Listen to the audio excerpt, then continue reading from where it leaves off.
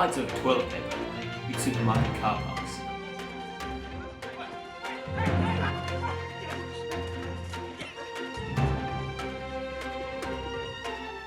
Empty schools and workplaces.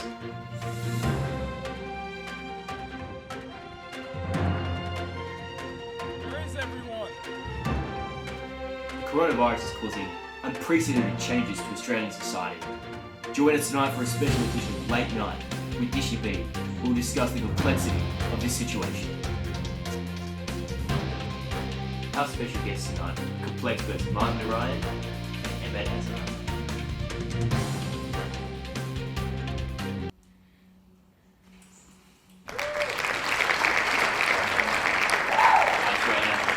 I've just been obviously doing this program from my own home, self-isolating. I like to welcome our audience who are also at home self-isolating. This is Late Night with Dishy B.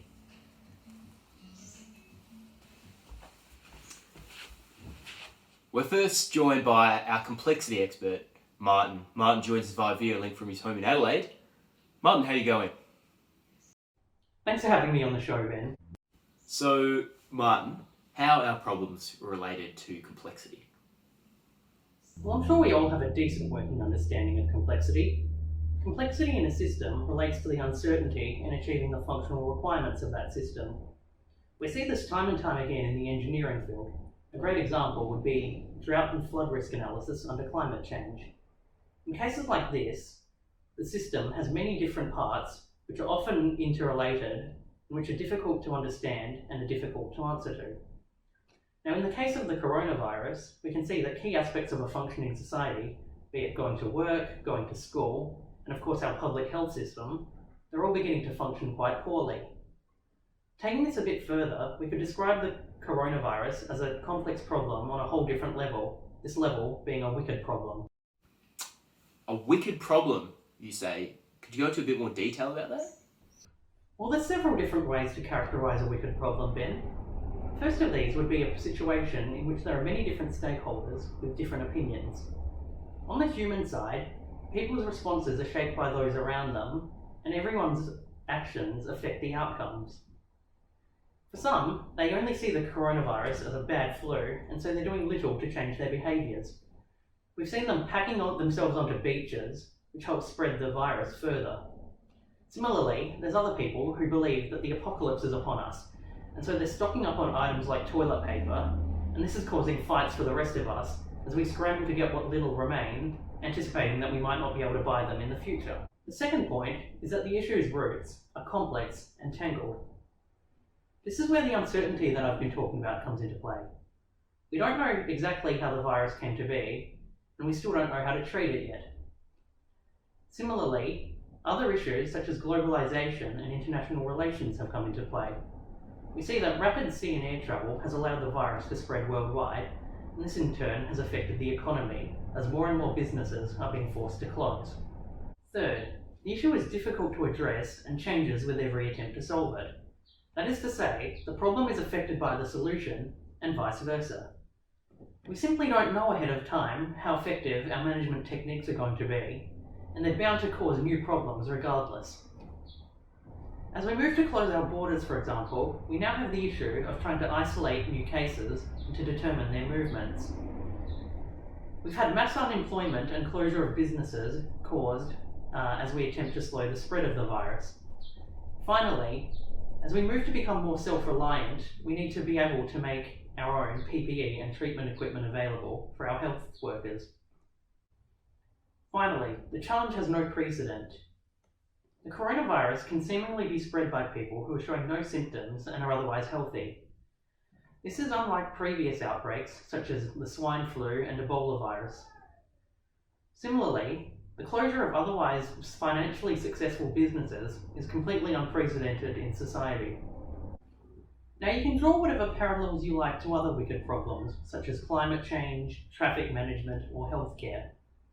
Like those issues, we all have our own different opinions on the coronavirus, and the problem is affected by how we attempt to solve it.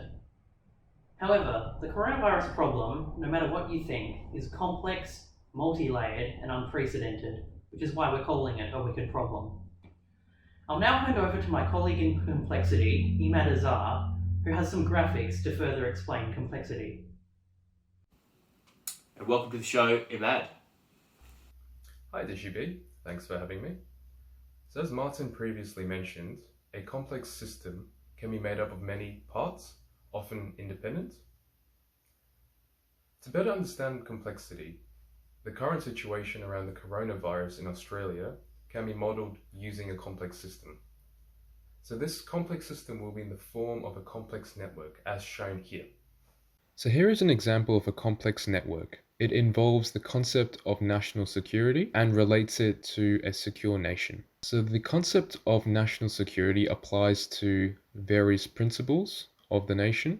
These principles include recalibration of national security resources and budgeting, multi-dimensional efforts to address current and future challenges, developing the ability to anticipate unwelcome contingencies, and integrating diverse skills and perspectives. So the concept of national security must be defined as the capacity of the Australian nation to define, to defend, and to advance Australian interests and principles in the world.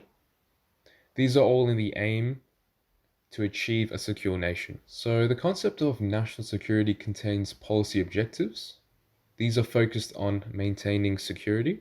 Security is maintained from various challenges, such as aggression against the nation, massive societal disruption, and failure of major national infrastructure systems. These challenges arise from natural forces. These natural forces include pandemics, such as the COVID virus, national disasters, and climate change. These natural forces necessitate resilience capacity. So the resilience capacity consists of system design and construction, system defense, and post-damage recovery. These enhance security capacity of the nation. So these consist of strategic environment formation, threat anticipation and prevention, attack recovery and response, and finally cost control. These are in the aims to ensure a secure nation as well. Thanks for having me. Back to you. And now, to further discuss the effects that the coronavirus has had on our economy, I'd like to welcome, again from home, our resident financial expert, Alec. Hey Dishy, thanks for having me. It's really great to be here. Now, as we all know, this virus has impacted everything in our lives. From how often we wash our hands, to how much people are going to have when they retire.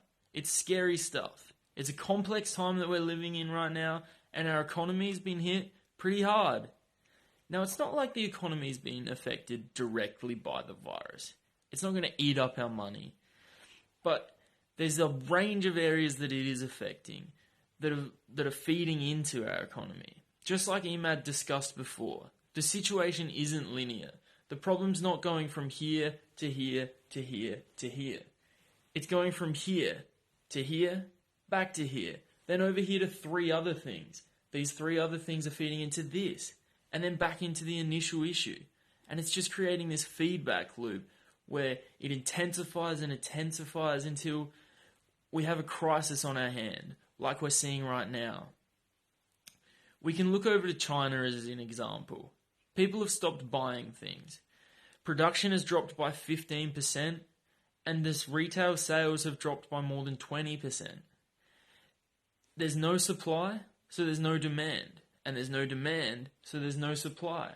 I don't need to buy anything. Well, I can't buy anything if there's nothing for me to buy.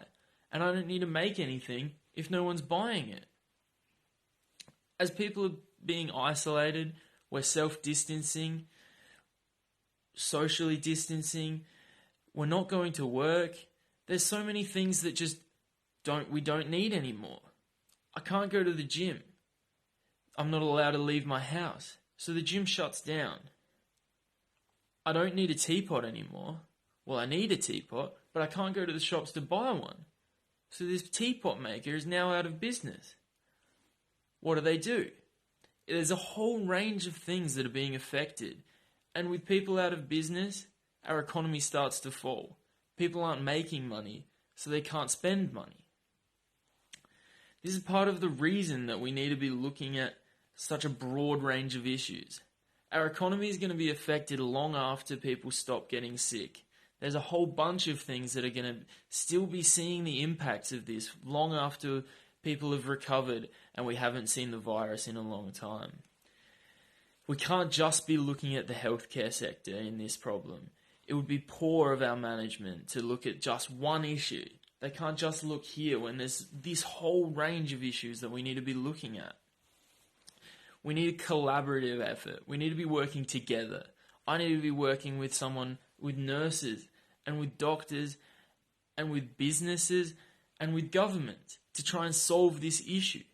Try and work through it. Unravel the complexities. We can't just solve this individually. We can't solve it by ourselves. We need to work together. We need to unite against this to solve this problem, this complex issue. Thanks for that, Alec. And often in the face of complex problems, we turn to the complex problem solvers, engineers. Hi Antonio, so how has the outbreak of COVID-19 affected the way you run your site? Well, it's definitely a challenge. My role is to ensure the project is delivered promptly and on budget, but I must also consider the workers.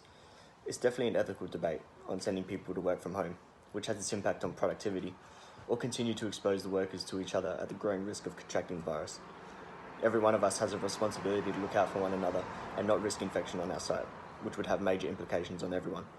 Obviously, we know that safety comes first, and productivity will be sacrificed, but when you put your business thinking hat on, it certainly has its major financial issue. In this tough time, how do you lead a team of engineers? How do you convince them to come to work? What are your responsibilities as their leader? As a manager, I must consider the well-being of the project, but most importantly, the well-being of the staff. Without the members of the workplace, there's no work. So it's important to keep everyone happy and healthy in order to achieve the most we can as a team. We have a system. Everyone has a very important role to play, and everyone is valued. That's the key. Keeping all the staff involved and valued keeps the machine running. We have established an engineering method that allows for complex situations like this. For example, when people are required to take some time off work due to this virus, in small doses, we can handle it. Effective team membership allows us to have work picked up in times of complex problems, such as this. And have you considered remaining open during this time of crisis? What are some other hard decisions you've had to make? At a time when so much is at risk, both financially and health-wise, you must consider all options. I've considered remaining open, but major changes must be implemented. I have to be understanding of the scope of work and try to figure out a way that this can still be achieved to allow works to continue without risking everyone. As a result of this, we have sent many people to work from home. Basically, anyone that can work from home will be doing so. As for the essential work that must be carried out on site, we must abide by government ruling. We have cancelled all face-to-face meetings and have moved to online communication, keeping our distance where possible. Such measures must be taken to allow work to continue. If we were not to follow these rules, we risk being shut down and our people losing jobs. The situation is very real, and everyone must keep working together to keep safe and keep our incomes flowing. Thank you for joining me, Antonio, and wish you all the best during this time. Thanks for having me, Asham. And thank you to everyone in Australia who's tuned into this special edition of Late Night with Dishy B. I hope you've all got a greater understanding of how complex a problem COVID-19 is. We cannot think linearly in these situations. We have to think outside the box. One may even say, stay inside, think outside. I'm Dishy B. Good night, Australia. Class, can I please get you to turn to page 340?